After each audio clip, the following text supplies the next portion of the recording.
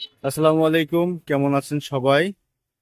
আজকে একটা আহ, একটু একটা সমস্যার কারণে ঢাকা ওই যে সর্দি শহীদ সরোজ ওইখানে ডাক্তার দেখাইতে আসছি।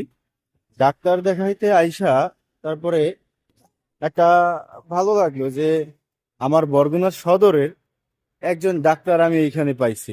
যে বরগুনা সদরের যে একজন ডাক্তার আমি এই শহীদ সরোয়ার্দির চেম্বারে পাইছি।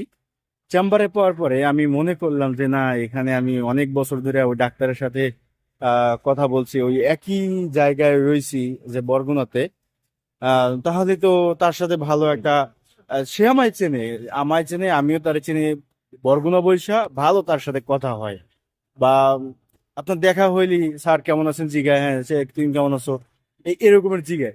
কিন্তু রে ভাই, মাগার এইখানে শহীদ সরার দিতে এখানে আইছি, আমার তো আরো ভালো লাগছে যে আমার বরগুনার একজন ডাক্তার আমি এইখানে পাইছি। আমার ভালো লাগছে না? আমি তো মনে মনে কইতেছি তার একটা ছবি তুলে পোস্ট করবো ফেসবুকে যে এই ডাক্তারে আমাদের বরগুনা যায়। আমরা আগে ভুয়া বুঝতাম, কিন্তু এখন এটা বাস্তবে বুঝতে পারতেছি। এই জন্য এটা আসলে সত্যি।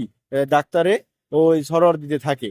কিন্তু ভাই ভিতরে ঢোকার পরে ডাক্তার এমন একটা ভাব নিল, মাদার আমার চিনলই না, মানে চেনেই না এরকমের একটা ভাব নিল। আমি কাগজটা দিলাম, স্যার আসসালামু আলাইকুম, আমি বরগুনা থেকে আসছি, স্যার আমার নাম হাফিজুল, স্যার চিনতে পারছি?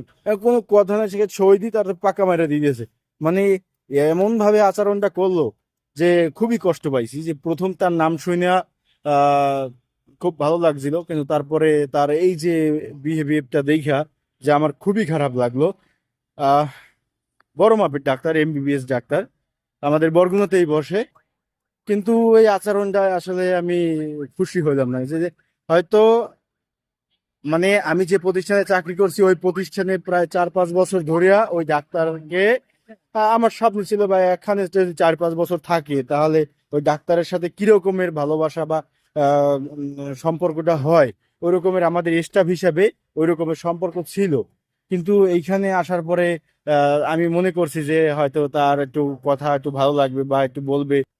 কিন্তু ও কোনো রকমের আমাকে চিনেই না এরকমের ভাব ধরছে। কিন্তু বরগুনাতে গেলে ভাই সেই চেনে। বরগুনাতে গেলে ফাপ্পর এইসব ডাক্তার, কি বলবো, মানে কিচ্ছু বলার নাই।